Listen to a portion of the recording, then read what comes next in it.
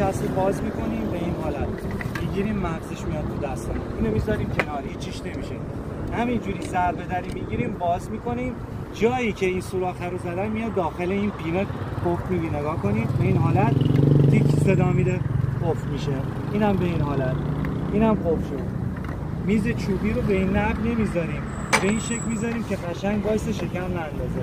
از یه طرف اینا رو میبندیم، این وقت که آزاده، این هم همینطور، بعد تابش میدیم دوباره سمت خودمون و همین نحو انگشتا میذاریم اینجا رو به عقب میکشیم، اینم میبندیم، اینم به این حالت بسته شد.